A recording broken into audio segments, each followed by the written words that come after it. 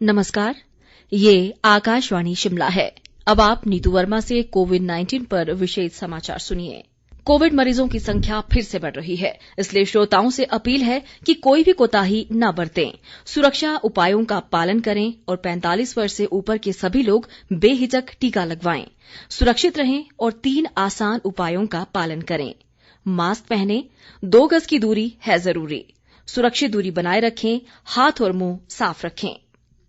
मुख्यमंत्री जयराम ठाकुर ने राज्य में स्वास्थ्य सेवाओं को बढ़ावा देने और इसके विस्तार के लिए आधारभूत अधोसंरचना विकसित करने पर विशेष ध्यान देने पर बल दिया है। वे आज मंडी में कुल्लू व मंडी जिले में कोरोना महामारी की स्थिति की समीक्षा के लिए आयोजित बैठक की अध्यक्षता कर रहे थे। मुख्यमंत्री ने परिवहन विभाग के अधिकारियों को बसों व अन्य सार्वजनिक वाहनों की सैनिटाइजेशन सुनिश्चित करने को कहा। जयराम ठाकुर ने दुकानदारों से नो मास्क नो सर्विस नियम की अनुपालना सख्ती से करने के निर्देश भी दिए। इस बीच कल शिमला में एक बैठक में उन्होंने कोरोना के बढ़ते मामलों पर चिंता जताई। मुख्यमंत्री ने कहा कि संक्रमण की रोकथाम के लिए केंद्र व राज्य सरकार द्वारा जारी मानक संचालन प्रक्रियाओं और दिशा निर्देशों का कड़ाई से पालन करने की जरूरत है। उन्होंने बताया कि मामलों में वृद्धि को देखते हुए कोरोना से सबसे अधिक प्रभावित 7 राज्यों से प्रदेश में आने वाले लोगों के लिए 16 अप्रैल से कोविड की 72 घंटे पहले की नेगेटिव रिपोर्ट अनिवार्य रूप से लानी होगी। इन राज्यों में पंजाब, दिल्ली, महाराष्ट्र, गुजरात, कर्नाटक, राजस्थान और उत्तर प्रदेश शामिल हैं। मुख्यमंत्री ने माइक्रो कंटेनमेंट जोन की प्रभावी निगरानी के साथ जांच, ट्रेसिंग और उपचार की दोहरी रणनीति पर भी बल दिया।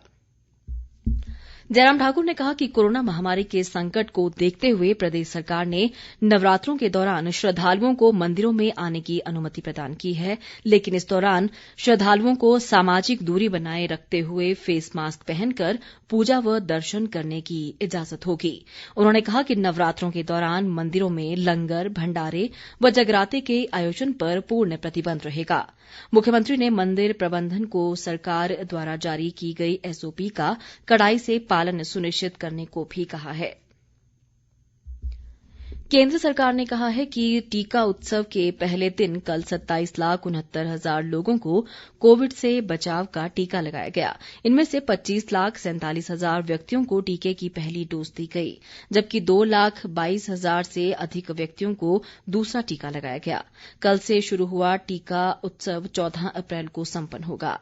प्रधानमंत्री नरेंद्र मोदी ने इस अभियान को कोरोना के खिलाफ दूसरे महासंग्राम की संज्ञा दी। उन्होंने 4 सिद्धांतों का पालन करने की अपील की, जिनमें पहला सिद्धांत यानी जो लोग कम पढ़े लिखे हैं, बुजुर्ग हैं और स्वयं जाकर टीका नहीं लगवा सकते, उनकी मदद करें।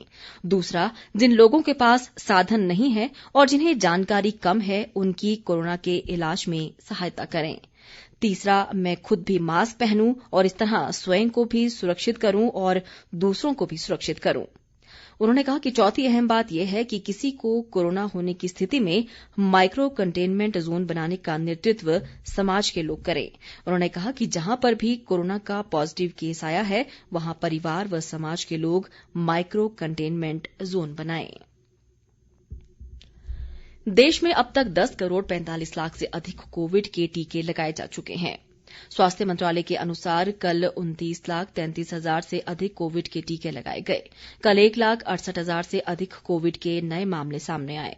कोविड से कल 904 लोगों की मृत्यु हुई, जिसे मिलाकर अब तक देश में 1,70,000 से अधिक लोग इसका शिकार हो चुके हैं। कोविड से ठीक होने की दर 89.86% हो गई है। कल 75,000 से अधिक रोगी कोविड से ठीक हुए। देश में इस समय सक्रिय मामलों की संख्या 12 लाख से अधिक है। कल देश में 11,80,000 से अधिक कोरोना नमूनों की जांच की गई।